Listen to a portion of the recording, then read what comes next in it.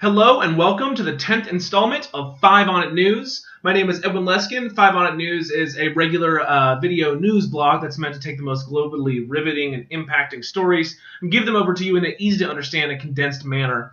Now, we didn't have segments over the weekend, and I think I'm going to keep that up. I think that definitely there's not going to be any Saturdays. I'm going to rule out Saturday. It's not a very good internet day for things like this. Sunday's a little bit better, but when the week picks up, it's really when people are checking out this kind of stuff. And also checking out the primary feeds that I'm going to be putting this through. So we'll do that for now. We're just going to do Monday through Friday and take off the weekend unless there's something really, really big. And I might start working in Sundays. Also, there's a couple alterations to the show that are coming. I have launched Twitter, and I'm going to be launching other social media channels, rolling them out slowly as I kind of build the base on the primary ones. I'm also going to be seeding some more promotion into those channels. If you watched the kind of announcement video last Friday, you'll know what I'm talking about. And then there's some slight aesthetic changes that are going to be working in. First of all, I've got a little monitor here. Today, it's pretty much just going to display kind of a pretty picture of the world. Until I have a better webcam, which actually should be coming soon, I am going to not be able to do much with this monitor just because the resolution is going to look weird. Like, as you can see, I mean, you can kind of see Africa and you can kind of see Asia and stuff, but it's all bright and it's strange. If anything's too bright, then it just doesn't show up. But there's still going to be kind of, some pictures in the back. If I need to show you somebody's face or, go to a map, I can do that, which I think will be helpful. And I am going to incorporate either today, probably tomorrow actually, because I really want to nail it, a little link section that you can click on in the video that will take you to basically a Google document that I've set up that kind of lists the stories and lists all the multiple sources that I got them from, so that you can go and do a little bit of your own research. And, if you're more interested in a story, you can kind of branch out from there and check it out. So the way that the show works is that we open up with something called Quick Mention, where I go through and talk about a bunch of little stories, and then we do our big story for today, or for the day. And so I'm ready to get right into it. It's the 10th episode. I'm feeling really good about it. Without further ado, 5 on It News, Quick Mention. Let's go. All right, so the first thing I want to talk about is Ukraine and Russia. In Ukraine, John Kerry is going to meet with his kind of counterpart there, Sergei Lavrov. Last week, Kerry came out very, very strongly and said, look, Moscow is lying to my face about their involvement in the Ukraine crisis. He said basically that he thinks that Moscow is far more involved, that Russia is far more involved than they're letting on, and that it's the kind of, covert and propagandist way of doing things that he really hasn't seen to that degree, at least since the Cold War.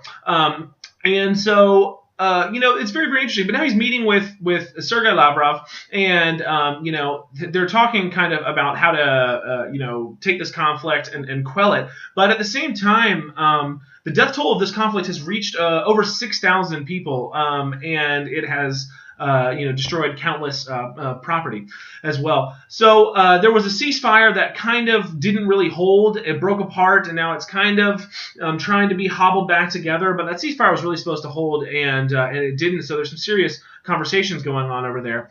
And we're going to kind of start with Russia today and end with Russia today. But we're going to move on now to talk about Syria.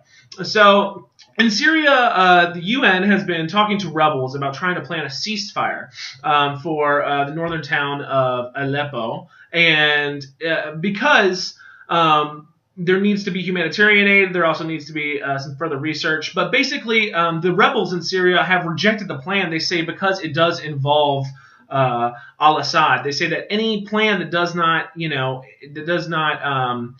take Assad and kind of lump on the proper punishments that they see that are supposed to happen is not going to be amenable to them.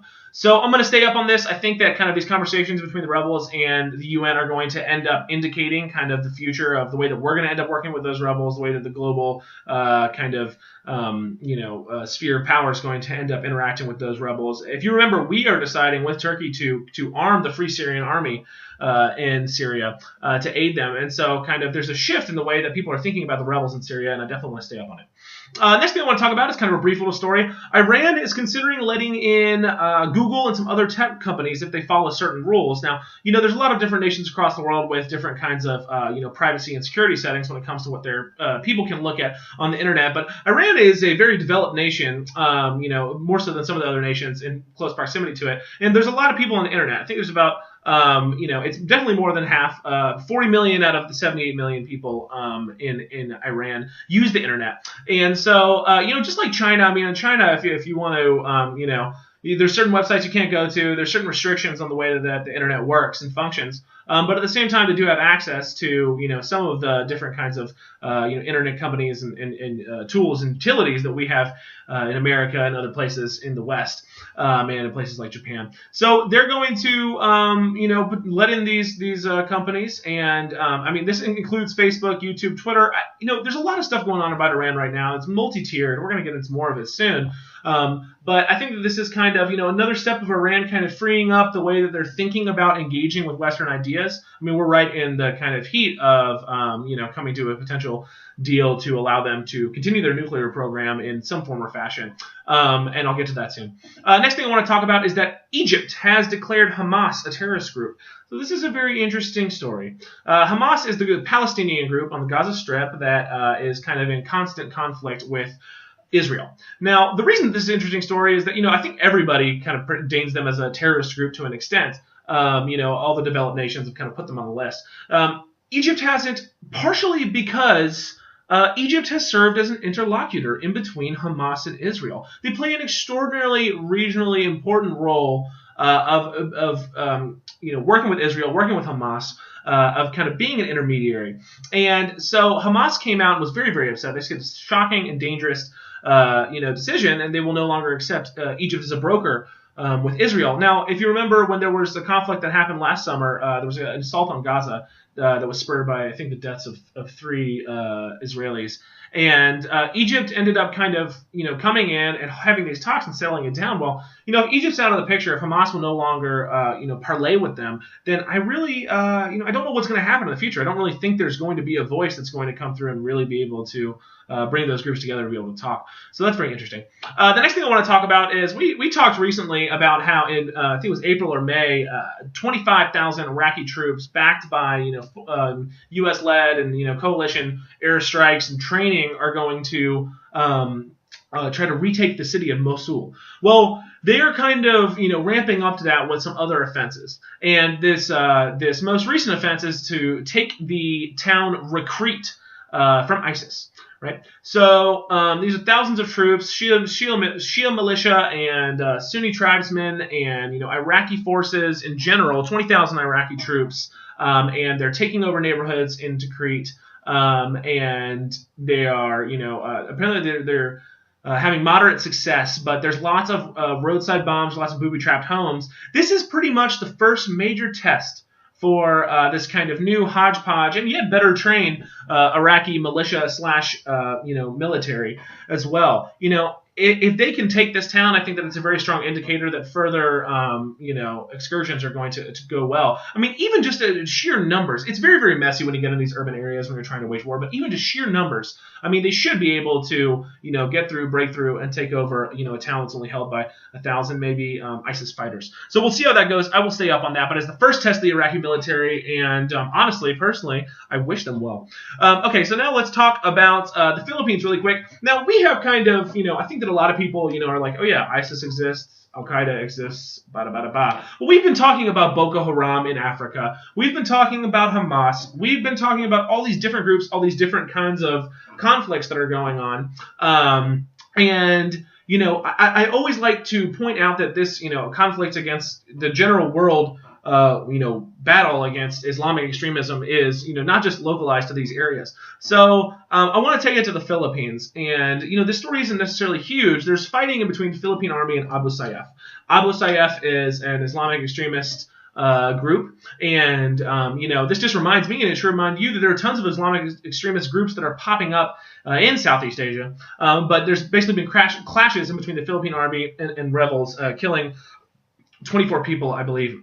Roadside bombs, all this stuff. So I'm just bringing up the story, even though it's not a huge story, just to remind people that there are groups like Abu Sayyaf out there in other parts of the country, and this is, more and more, further and further, a truly global conflict with a lot of different arms and legs, a lot of different groups participating in their own ways. The next thing I want to talk about is Venezuela is launching some diplomatic sanctions against the U.S. There's been a tremendous amount of unrest in Venezuela linked to the death of kind of an opposition reporter. And I didn't really cover this story because I started doing these videos after it had already happened, and it had been kind of the big news of Venezuela for, I think, a week before that. But this is just an interesting little story, and it has one. Sometimes I like to sneak in a story that I think is kind of funny or has a funny element. But Venezuela's president, the successor to Chavez, Nicolas Maduro, he is imposing sanctions, diplomatic sanctions against the U.S. One of these sanctions is that President George W. Bush and Vice President Dick Cheney, former, cannot come to Venezuela anymore because they term them as war criminals. So, basically there's some a little bit of complicated diplomacy here. I personally think that this is Maduro trying to, as we talked about going on in some other nations, trying to, get people on his side by pointing the finger at America and saying, America is bad and they're trying to foment all these problems in our country. But really he's got his own problems and definitely is probably trying to deter people away from them. So the next thing I want to talk about is Israeli Prime Minister Netanyahu is going to talk to Congress tomorrow about Iran and really warn that Iran, that these new talks that we have with Iran could lead, to some really big problems. Now, of course, there were these spy cables that were leaked by Al Jazeera very recently that said that, Netanyahu has talked to his South African counterparts and been like, hey, man, there's no chance of them building a bomb. I mean, they're really not trying to do that really right now. At the same time, even though that came out, he's very much pretending like, I guess those words were never said, and then no one found out about them. And he's talking about, he has a moral obligation to talk to, the U.S. because we're working on this deal with Iran, and I think it's a progressive, and I think it's potentially a good deal. And it basically means that for 10 years, they stopped their nuclear program. But as time goes on, they're allowed to ramp it back up. And Iran always says, look, this is a nuclear energy program. This is a nuclear energy program. And we always, everyone else says, well, what if you got the bomb? It would be problematic if they had the bomb. They're right over there, and atomic power, really should not spread to any more countries. I mean, the world must be disarmed by atomic power, in my opinion, and I think in the opinion of many educated people across the world. But Israel's very, very against this, kind of deal. They're the ones that would get targeted with, nuclear weaponry if Iran were to have it. But they also just want to, drive a wedge in Iran as much as they can in any situation. So Netanyahu's here, and he is, talking to, Congress tomorrow. It's going to be very interesting. I cannot wait to cover that tomorrow, and we'll see how it goes. Last little thing I want to talk about for the quick mentions is that Congress did manage to pass a measure to fund the Department of Homeland Security for another week as they work out a bill. If you remember, the Department of Homeland Security was going to have to shut down potentially because the Republican Party is trying to tack on immigration reform to the funding that goes on for the Department of Homeland Security, and the Democrats weren't having it, so they've got an extra week to go ahead and figure it out, and we'll see how that goes. So those are kind of the quick mentions for today, and we're already running pretty long, so I'm going to try to roll through. I generally do a little recap of the headlines of the quick mentions, so I'm going to go ahead and just do that very quickly right now. I'm also noticing that my computer needs a little bit of power. Please enjoy your beautiful world as I plug in my computer. All right, I'm good to go. Okay, so I'm actually going to bring up this man's face before I really go to it. Let's see. This picture, I think, has the proper contrast for you to actually be able to see his face. Let's see what that looks like.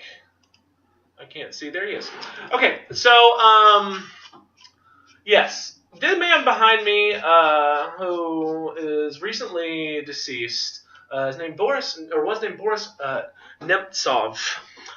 He was a very major opposition leader in Russia, and last week he was killed in Moscow, right in front of the Kremlin, the Russian equivalent of the White House.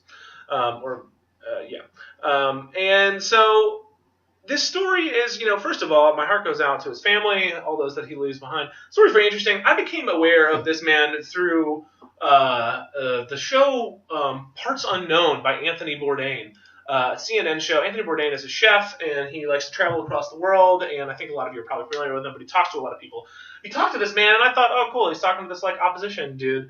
The guy was saying, hey, it's really hard for business in Russia. Well, I did a little research on the guy afterwards. I'm not, super steeped in understanding of Russian politics. He's pretty much the major opposition leader, one of the biggest voices against the Kremlin and, pushing democracy and trying to remove the violence and the kind of, the strong armsmanship that has come with Russian foreign policy recently.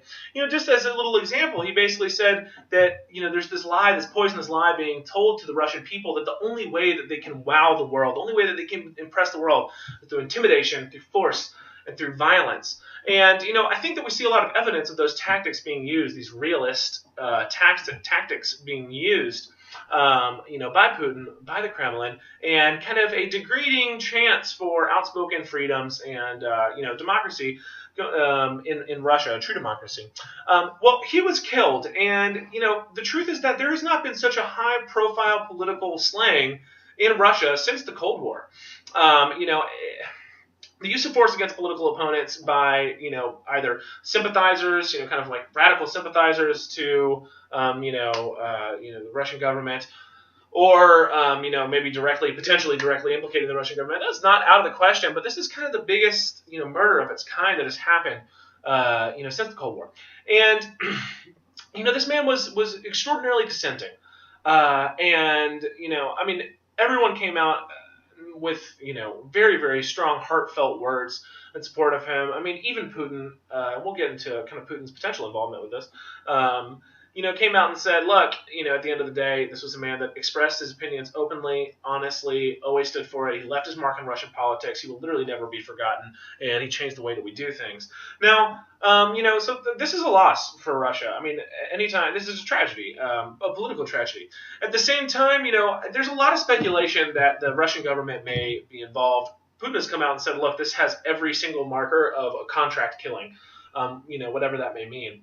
And now his girlfriend, this 23-year-old model, the girlfriend that he left behind, the man that was killed, she is now being held under arrest and is being implicated in the murder, even though she has an alibi, and the CCTV for where he was killed was off because it was blurry because it was like corrupted or something like that, and she's being held in Russia. She's Ukrainian.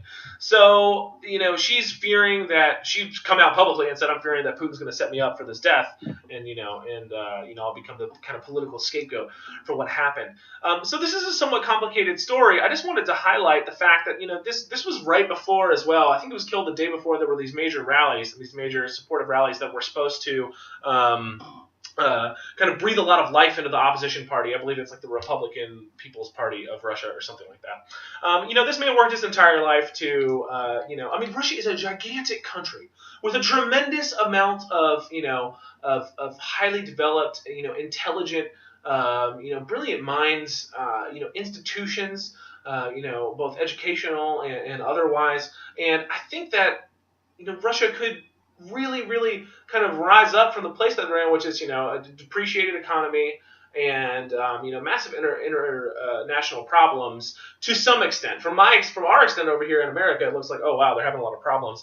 At the same time, I think that there would be some in Russia that say, no, we're not. We're really actually getting things done on the world stage. We finally have the power that we are due by being a player in the world stage. In America, you can't tell us what to do anymore. We've talked a little bit in the past that as, the world moves forward and as American power wanes, that we'll see kind of our competitors being able to do things that they want to do, things that we don't want them to do, and we won't be able to stop them.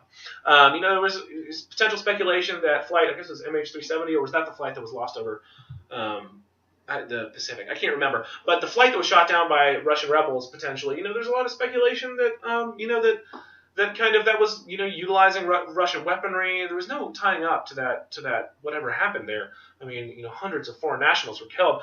So we're going to see Russia be able to do things that we don't want them to do. And so I think a lot of people would say, no, we're not having a problem. Russia's not having a problem in Russia. But I think there's a huge amount of people as well that, there was a huge dream of true democracy in Russia after the Cold War. I mean, a huge dream of that was, it was an outspoken kind of public cry. I think that Russia has the potential to raise up and continue to be a more prosperous world player if some of the strong arming that's going on is moderately and tactfully, accomplished, I guess. I'm not really sure. I don't think there's going to be a major change, I don't think there's going to be a major change in the way that Russia do things. I can only hope that the death of this man doesn't deter more opposition leaders. There needs to be a plurality of voices. Even if things always result the same way, there has to be a plurality of ideas in the country. A lot of this is my opinion and my bias, and the death of this man touches my heart. But there has to be that. Even if things are going to be the same way, there has to be that for, a nation to stay true to what it is. Russia's an amazing country. I have, friends that are from Ukraine. I have friends that are from Russia. And I think that Russia has, the potential to rise up from the place that they are right now. But at the same time, opposition leaders have said, look, this is a clear message. When you see that picture of Nemtsov lying on the ground dead, and you see the Kremlin in the background, it's such a clear message to opposition leaders, like, it is no longer the time to speak up. You're in danger. So, this man was, I believe he was the mayor or governor of a town. When he was in his early political career, he co-chaired the major opposition party in Russia. He worked his entire life.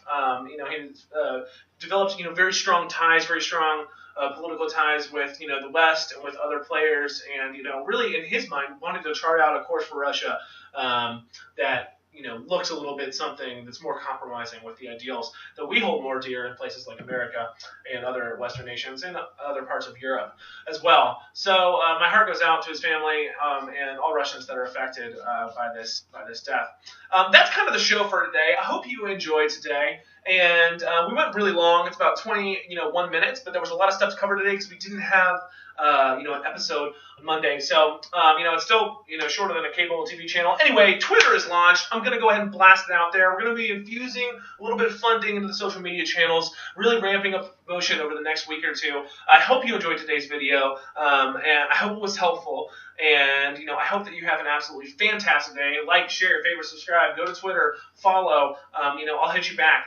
Let's get it rolling. All the links are down there in the description. And without further ado, this was the 10th installment of 5 on It News. Edwin Leskin, once again, from Asheville, North Carolina. And I hope that you have a great day.